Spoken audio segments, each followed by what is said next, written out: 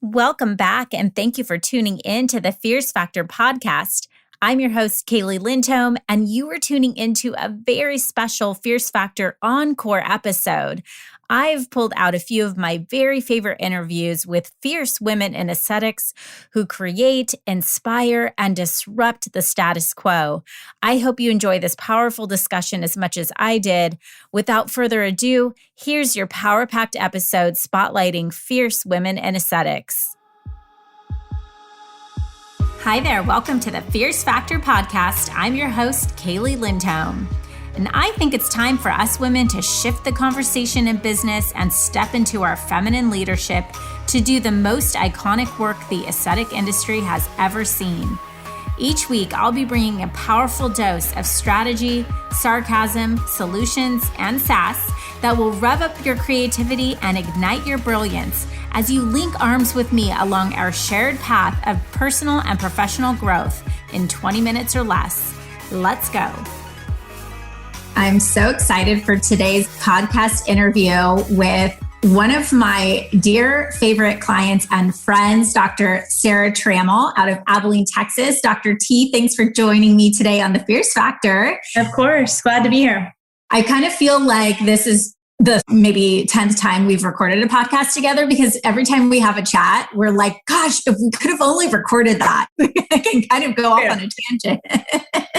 Yeah, we should have saved that conversation. Exactly. I thought it would be so appropriate for us to kind of take some of the stuff that we talk about, on a regular basis on our calls, and the things that I know all of our listeners are dying to hear about, how someone like you has just experienced such incredible success in a small town. I'd love for you to open up and just tell us a little bit about you and your experience, and a little bit about Abilene too. Like, what is Abilene, Texas? Where is Abilene, Texas is probably the most asked question, right?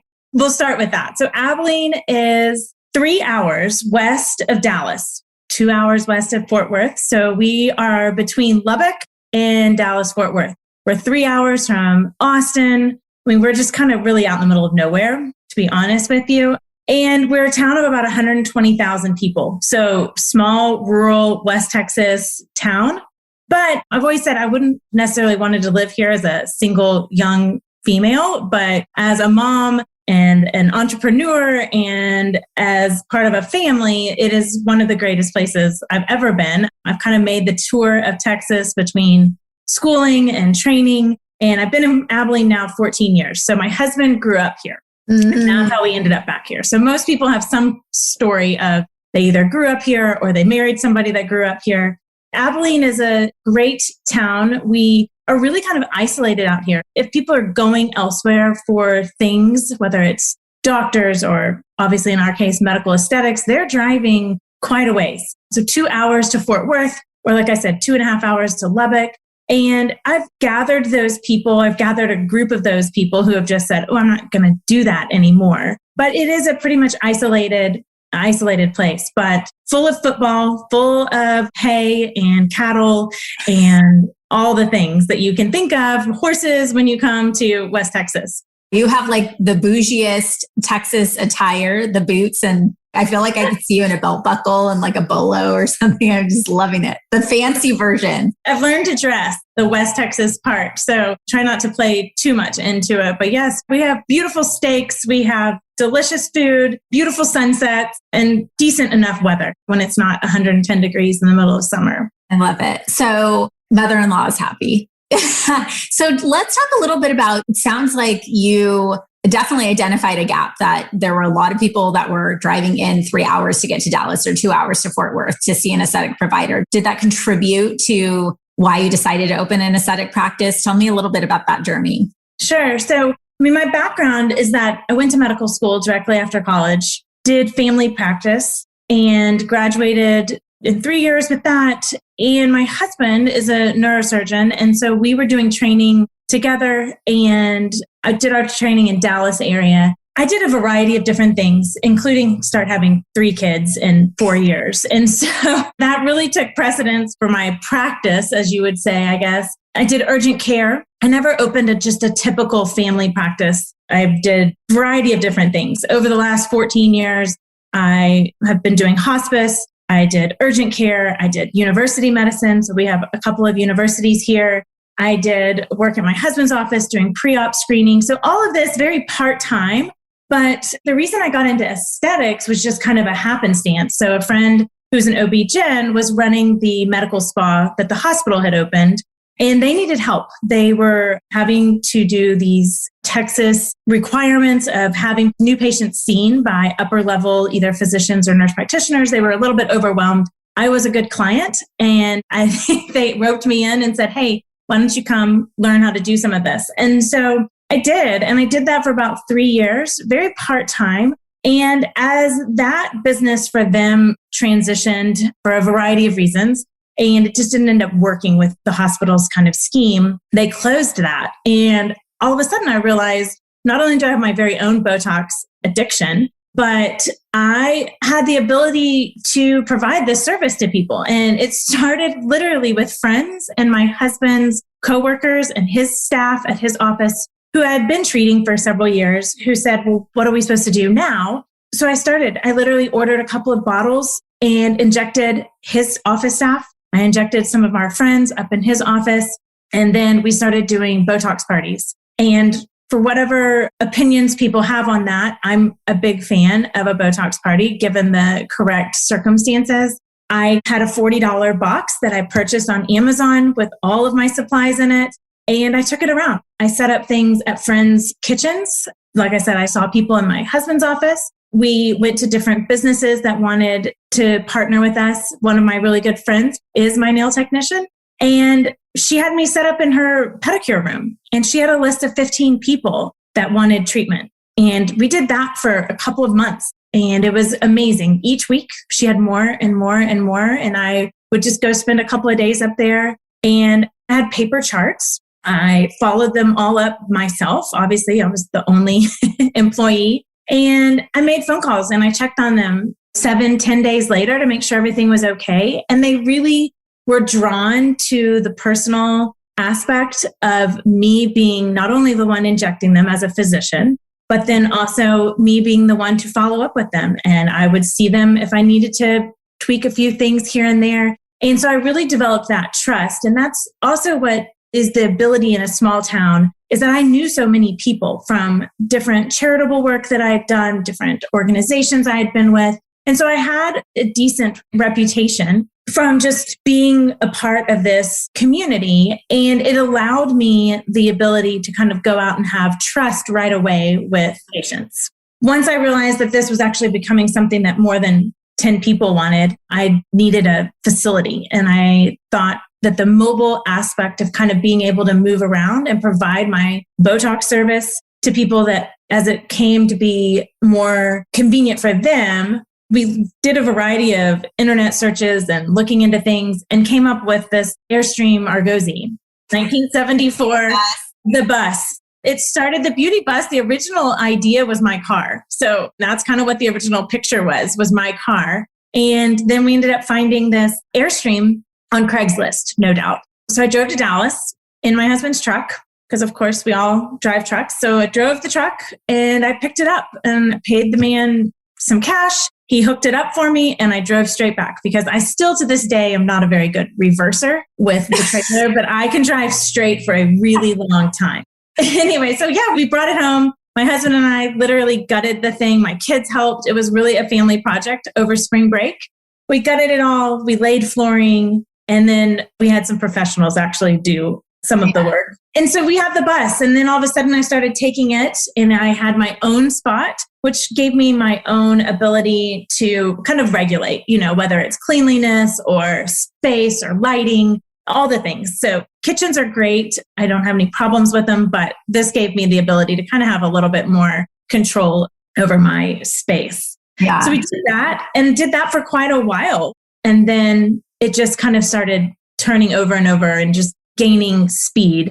And next thing I know, I needed more space. It's so interesting because I think that there are plenty of listeners to this podcast who are like, okay, it just sounds like just rolled out with some Botox. I'm envisioning you just like rolling around on this Airstream bus, injecting Botox everywhere. And what our listeners don't know is that you're running a 7-figure business. You went from, it was sort of a fun, okay, let's see where this goes. There's a demand. But then there's kind of that stage 2, right? And that's where like, okay, now we're sort of even outgrowing this like fun idea. And not only now I've built a clientele, I'm getting these word of mouth referrals, and now it's time to even expand. And I have the ability to service these clients that I have in a different way. And then starting to bring on sort of new procedures, right? And like the business is now growing. Let's talk about that stage, kind of like that next stage 2. And was it all just sort of kind of just kept growing and it was supernatural? Or were there some things that were challenges for you that you felt like this is a challenge that I'm facing in taking my business from its infancy into sort of this teenage or growing up level?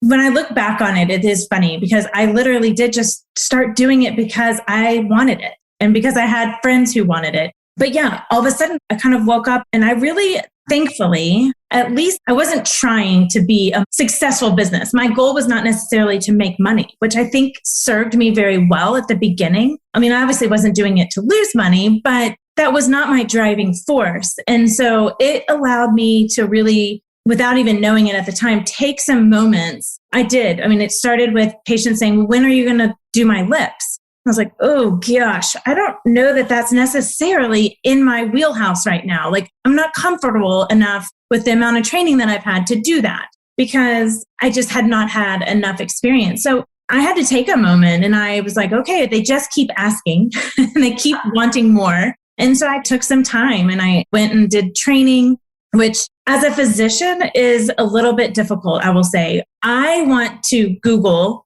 filler training and get the best. I want to know who it is, the one place to go to get the best training. So and that's kind of how, as we go through medicine, we apply for residency, we apply for fellowships, we do these things and we do all this research to get the best training. And I will say that was one of my disappointments with aesthetics. And this was 3 years ago, is that I didn't have a good answer. There wasn't, all the Google searches in the world were very overwhelming to all of the businesses that were out there trying to gather in all these people who wanted to get into aesthetics. And I didn't feel like the different trainings that I did at the very beginning were necessarily the most beneficial. Meaning like the manufacturer trainings, like the... It wasn't even the manufacturer trainings. It was these, I don't want to call them names, but it was these businesses that do these mass weekend. I mean, just the horror stories that people talk about. These, right. That you come in for a weekend and in 6 hours you get certified to do Botox and you get certified to do lip filler. And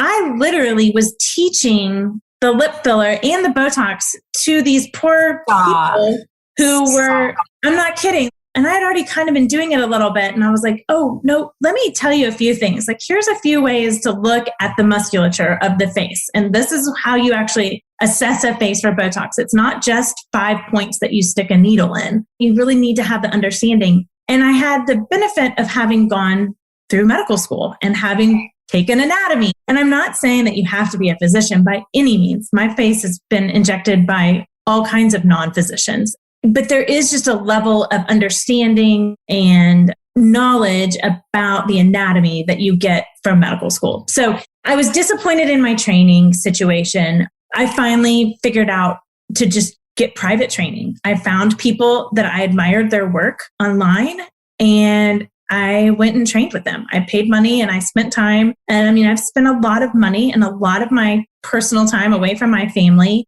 getting trained. But I learned from the very beginning, I think you've got to get over your own ego of this isn't that hard, like anybody can do this, which is I think what we get a lot right now on the internet and Instagram is you get thousands and thousands of injectors. And some of them are doing decent work, or at least they're showing their decent work on Instagram. I think we should have a rule of you should have to show every person that you inject every day, and then we'll decide who's doing a good job and who's not. Because even still, there's days that I see patients and I do a procedure and I'm like, man, I'm not happy with that. But It's not a matter of not doing it correctly. It's just life. Like not everything's going to go the way that you first planned it. Totally. Well, it's so complicated because I'm laughing, but also like kind of have a pit in my stomach about the truth that look how many years you went to medical school to get your medical degree, but somebody can easily go to a weekend course and then say that they're an injector. And because of the access, the low barrier to entry with social media, how is a consumer supposed to know the difference? There's also good or bad before and after photo, like in terms of like really quality, authentic imagery. You don't know what's real. And then besides that, just from an experience standpoint, it's getting to know patient expectations, and every person's different and how they respond to treatments different. And so it is complicated. It needs to be taken seriously. Finding just where to even go to get educated. And obviously, I know manufacturers try their best, and we've had conversations offline about this too. What are some of the other resources that you felt like as you were starting your business were missing for small business owners? Because I know you're going to be giving a talk here on the speaker circuit for AMSPA. And this is one topic that you feel passionate about because you had to kind of do it independently, being out on your own and not where you have another injector to collab with. Where do you think there could be additional support or maybe advice that you could give to somebody who is really leaning on manufacturer for resources? I had a hard time with the manufacturers. That was the training that I'd received when I was at the other MedSpa. And like you said, they do their best, but most of them are more sales reps than they are treatment reps. And so I can't speak to any changes that they've made in the last 3 years, but I went to the private market, and I'm happy to give a list of names of people who do a good job. But I think Palette Resources is one that they have really highly trained individuals who go and do very hands-on training. It's difficult as a physician, and this was something that I learned, especially in the state of Texas. Physicians can't go outside of the state of Texas and inject. So it's based on your medical license. And so I was either bound to Texas, which granted is a lot of places, but I was either bound to Texas so I went out to California because I followed some people that I just really thought that they were very good, and they were great even just to see them inject and how they inject, but I wasn't able to do anything hands-on. So I spent a weekend out there. Lori Robertson was who it is, and she's super talented, and she was very helpful to me. And I'm a learner that can learn just by watching, which is helpful. But it wasn't until I really got hands-on with anatomy training. I'm going to sound like a commercial now, but Chris Zurich did an injection academy. Now it's owned by AMSPA, but I went to his course, and it's cadaver course, which I kind of was like, sheesh, I spent a whole year with a cadaver. I don't know that I want to spend any more time dealing with a cadaver, but it allowed me to really have that hands-on ability without somebody screaming or fussing or getting upset. Like there was something to being able to do things hands-on and feel how it works without worrying about doing harm to somebody. And so I'm a huge fan of anatomy classes. Then, like I said, hands-on. And then I spent some time out with Tui Doan. She's a physician who has a story similar to mine and of this transition. She was an ER physician and then got into aesthetics. And there's a little bit of a hesitancy, or at least there was on my part, of I didn't want to be seen as the physician who went and took the weekend course and then opened up her practice. I didn't want the other physicians in town to roll their eyes at me or to think, what in the heck is she doing? Like, why does she think she is trusted to do these things? And I had those own concerns about myself for quite a while. But once I finally started gaining enough confidence and I got some good cases under my belt and literally just experience, I still to this day have moments where I think, am I really trained to do this? What other procedure it may be. And it took a while. It took a lot of trial and error to become more confident with each and every thing that I took on. That goes for everything in life, right? Sure. That's the clinical side, but all the other things too. It's like, there's that having to trust yourself and your instincts of, all right, I'd like a little more, but then also the practical application of it, because you really can't get great at something until you've spent 10,000 hours mastering it. Absolutely. And I finally had to have a moment with myself at one point. It was actually after I came back from the anatomy course. And I've been doing this for, almost a year and a half. And I was just hesitant on using a cannula. I was hesitant about certain areas of the face that I wanted to inject. And I finally sat myself down and said, you are well-trained. You know what you're doing. You have figured this out. Quit fussing about it. Just do it. And it really was an enlightening moment. And again, not every single case is perfect, but I have safely injected lots of faces and have had really good results. And really, it's just sometimes a matter of you've done the work. Now you just have to trust yourself.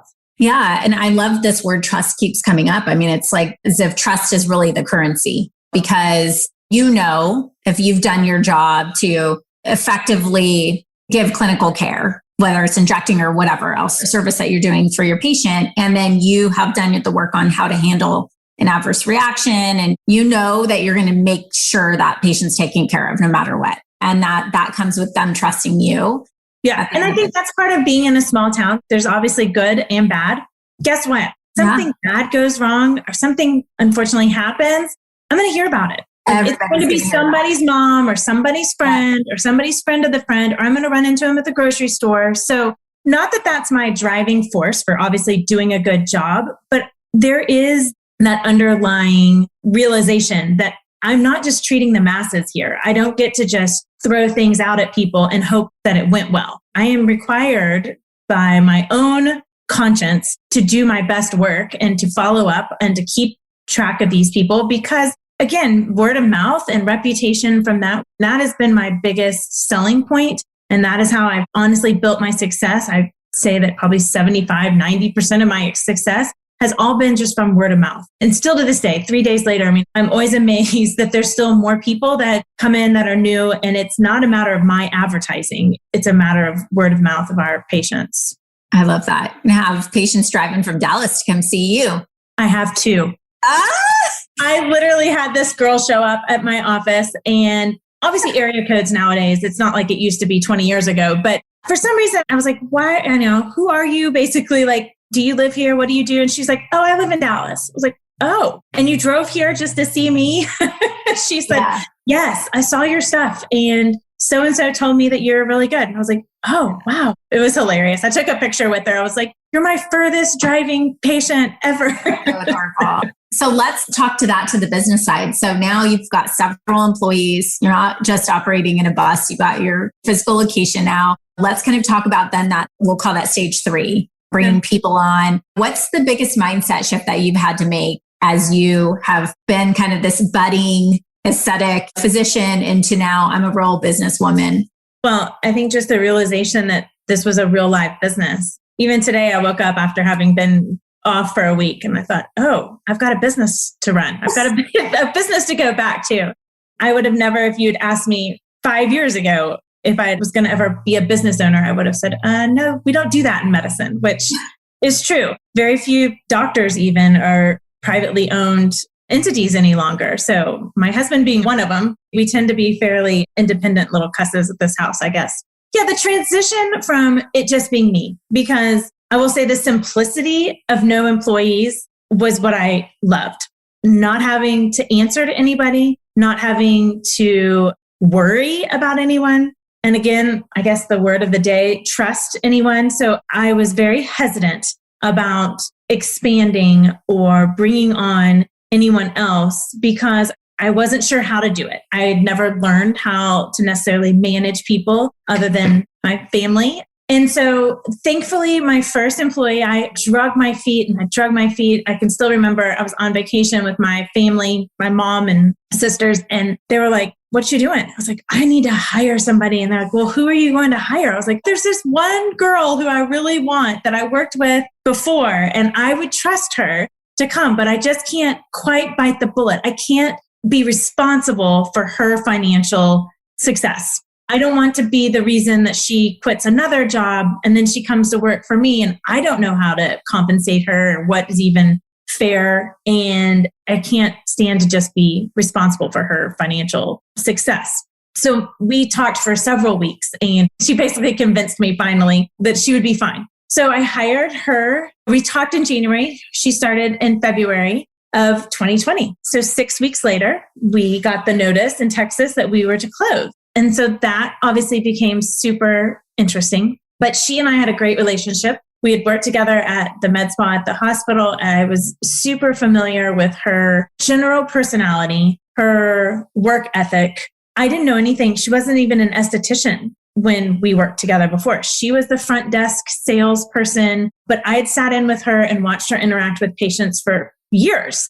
And I knew that that was who I wanted. And she came with amazing talents. She had actually, over the few years that we had been apart, had gone on to doing microblading and all kinds of permanent makeup and had become very good at that on her own. And so it was a great incorporation. And we have still a great relationship. And she brought a whole nother aspect to my business. And it was fun to have somebody around. So all of a sudden I realized that I didn't necessarily have to do every single thing. I was literally skin pinning people. And thank God I wasn't doing facials. I wouldn't even know where to begin. But I knew, and again, my clients and my patients really pushed me into, hey, what about this? And what about that? And when are you going to learn to do this? And when are you going to give us this service? And so I have just let them kind of guide me over the last 3 years into what they want and what they need, and have tried to be pretty open to that and just seeing what happens. So Deanna started and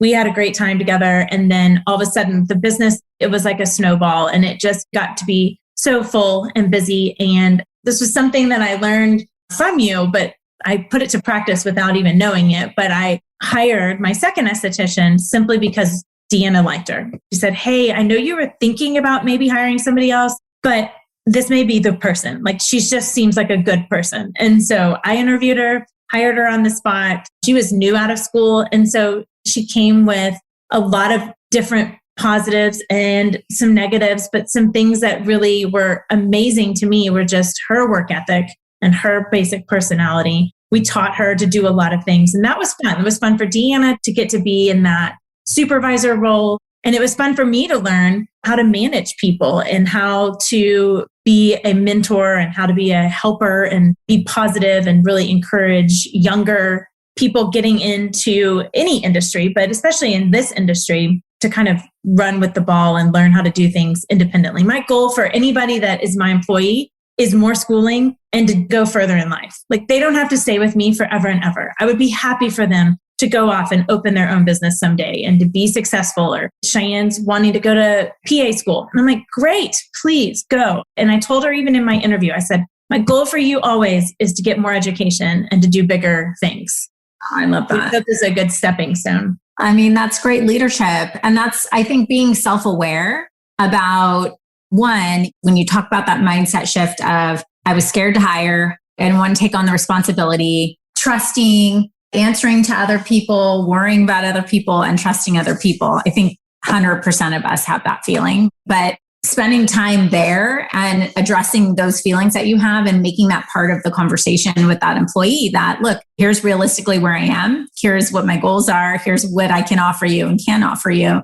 And then something else too, for you listeners as well, something we talk about is always be recruiting, ABR, right? So always be recruiting. So many times we're like jammed up, so busy, we don't even have time to hire and time to onboard somebody because we're like, this is stressful now. It is a project. It's going to take you, bringing an employee on and training them properly in your business is going to take you away from working in and on your business. And so the worst thing that can happen by waiting is that you end up in this boomerang where you're not training properly or you're rushing to find somebody. So you're calling someone like a recruiter, like, plug in a PA for me. Whereas instead, look at your model. It sounds kind of contradictory when you're thinking of rapid growth, but it's like, okay, now maybe she goes to PA school. Maybe she comes back and works for me. Who knows? And you're giving her that rope. And then also having that conversation with your team that this is our growth plan.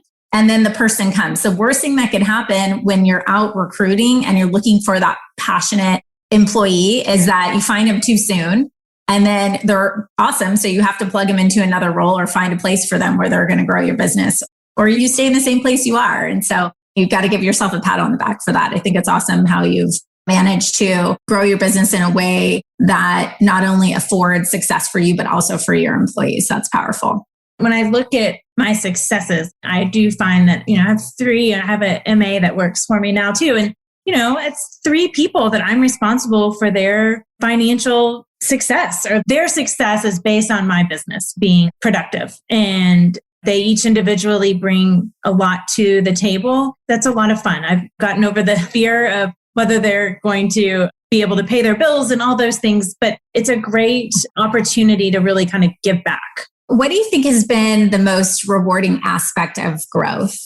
Oh man, I think it's just a validation of that I know what I'm doing. I know what I'm doing from a skill set. So nothing makes me happier than when I see people out in public, and I obviously do my best to not make necessarily overt eye contact, but I have patients all the time running up to me. Oh my gosh, look at my lips. Don't they look amazing? Or somebody's mom comes up and be like, oh, well, Sally looks so beautiful. She's so happy with her results. And thank you so much for helping her feel more confident. And so just the success of helping people. This is an industry that I think sometimes gets a bad rap of looking into self too much and being self-centered. Obviously, there's some aspects of that, but I think that when you're able to give people self-confidence and the ability to feel better about who they are and what they look like, it just translates into so many other aspects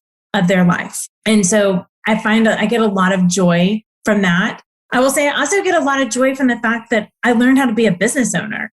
And that was not something when people ask me, did you always know you wanted to be a doctor? And my answer is usually yes, because I really couldn't think of anything else I wanted to do. I didn't grow up with doctors, but I just did well in school. And when I was growing up, that was kind of what the top students did. They either went to law school or medical school, it seemed like at the time, or at least that was my experience. And so I chose medicine, and it's worked out well for me, but I didn't really think of anything else that there was. And so it's been kind of fun to get to do two things, to do medicine and to be successful from a medical standpoint in this practice, but then also to look at it as I successfully built $1 million business with just some good support and some good luck. Wow. Hard work and commitment. I would say too, like, I think something I admire about you is just as you have catapulted, I mean, so quickly past the $1 million mark in your business, you've stayed so centered on what I would say, like those small town values. I hear you saying words like trust and patience and Sally, we're talking about people as people.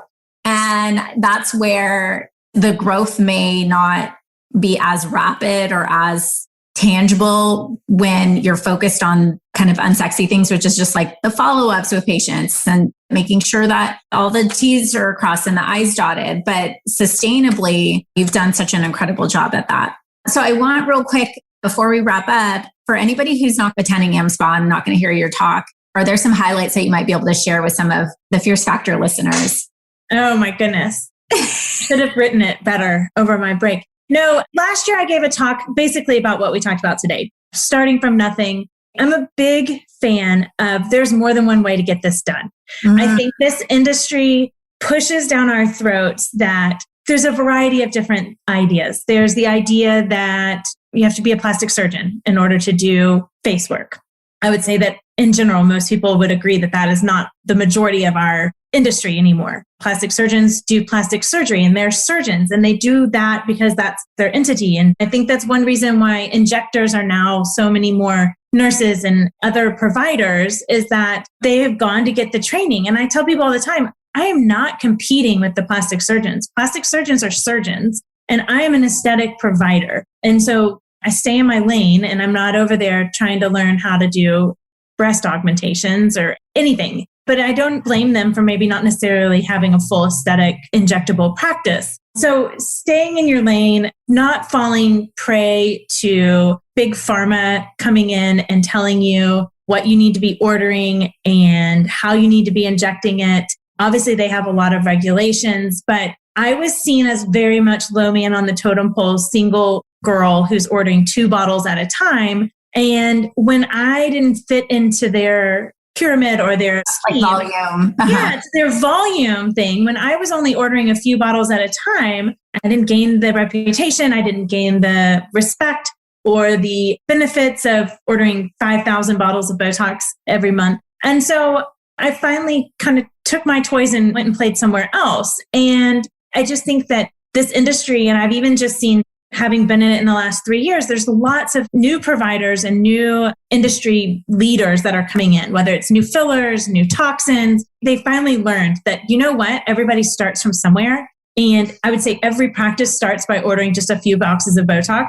And so you've got to give respect to that group of people and find the people that are going to be supportive of you. Find things that are the most beneficial to you from a financial standpoint. And then I'm a big fan of start small. there's no magic number. You don't have to stay small. I mean, I only stayed small for a few months, but by not trying to jump in all at once, like I said, my expenses were literally a $40 Amazon box and a few bags of syringes and a couple of boxes of Botox. It didn't take long before I was purchasing equipment and lasers and other things. Those aren't bad. I love all the tricks that we have available to us.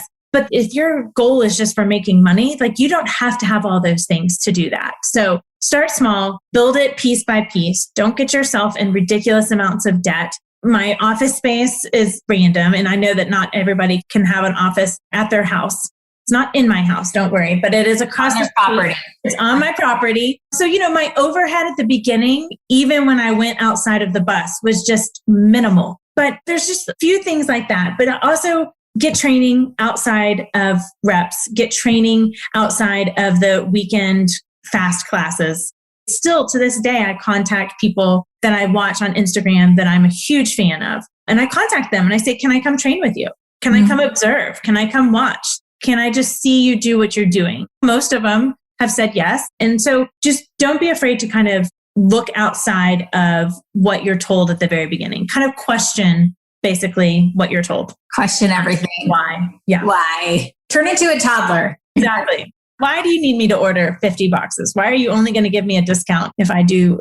Yeah, look, let's be real. We're vulnerable as young entrepreneurs. We don't know what we don't know. And so we're extremely susceptible. And I've been there too, where I'm like, I need that software. I need that program. I need all the things. And it really comes down to the basics. You and a client that trusts you, and take it from there. And, I think just trusting yourself too in your gut, because you trust yourself, you have the answers inside. You can listen to what's that voice saying and kind of do it your own way.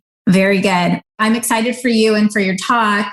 And thank you for sharing those points with everybody. Are there any kind of final thoughts you would have for, obviously, you're a Fierce Factor listener yourself. And so as you're listening and you're like, hey, I wish somebody would have said this on the Fierce Factor podcast, or any final thoughts that you have? Gosh, I am still the biggest fan junkie of the podcast. Every Monday morning I'm listening. In fact, I listened to the first 50 on a trip one time on an airplane. I'm not kidding. It was like overload. It asked me what any of them said, and I probably wouldn't know. But you know what? There's lots of ways to become successful. I think social media is amazing. I've never had to pay for advertising. It is the reason that I had no advertising budget, because I just use social media to get my name out. But at the same time, it is such a comparison trap. And I think that you have to decide, you have to kind of sit by yourself sometimes and simply say, what are my goals? What is making me successful? What are the things I'm doing that are leading to my success?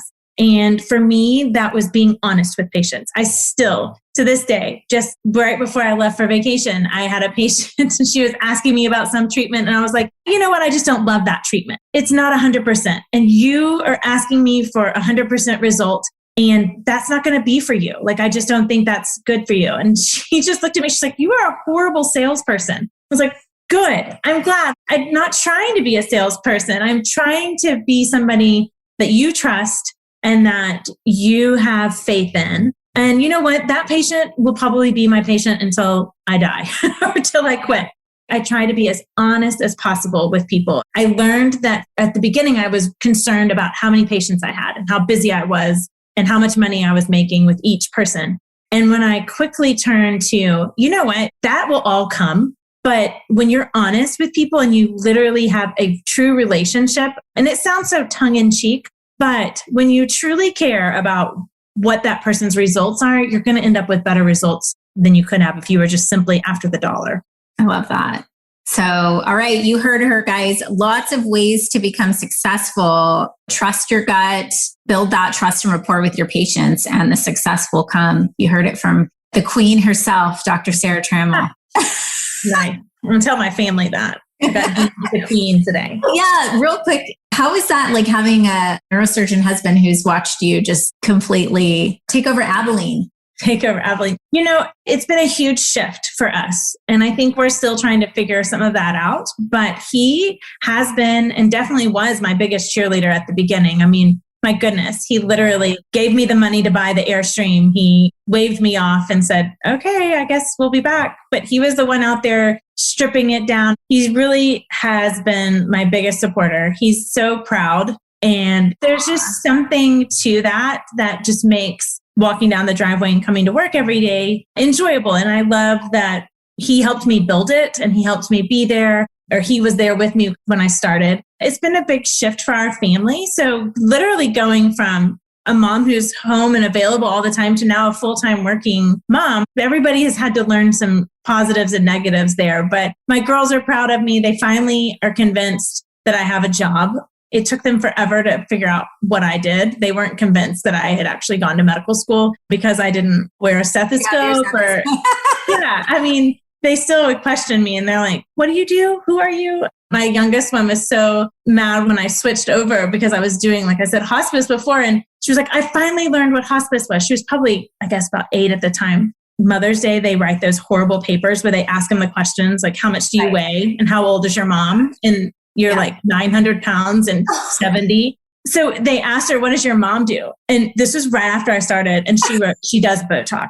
And I was like, oh, I have finally come to it. Like I have finally won. She knows what I do. And so they're hilarious. At all of our events, they're there and they have on the shirts and they're now at the age, they're 12 and 14 and 15. So they're helpers and they help serve and they blow up balloons and they do the thing. So it's a fun family business that they're proud of. I'm proud of. My husband is very proud of. So it's definitely a transition. What an incredible example to your girls to show them that you get to follow your passion just to see what's possible in life and obviously to have such a supportive family. Well, this has been amazing. Thank you so much for sharing all of your pearls of wisdom with us today. How can people learn more about you? I'm sure plenty of people are going to want to get on that dump list of where to go get great training and probably just train with you as well in Abilene. Yeah. Our website is Abilene, which is ABILENE, which I'm sure Kaylee will put on somewhere. AbileneBeautyBus.com. That's our tag on Instagram and Facebook. I have my own that I haven't had much time to put things on, but it's at Dr Sara Trammell.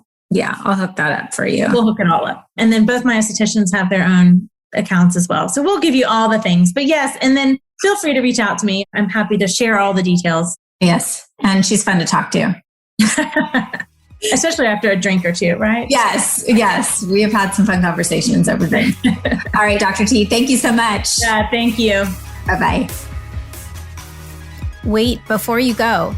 Hey, if you're vibing with this conversation and you want to join me on my mission to help 100 inspiring and intentional women cross the next $1 million milestone in their business this year, or leader, maybe you want to become one of them, head over to Facebook and join our free community, the Fierce Factor Society.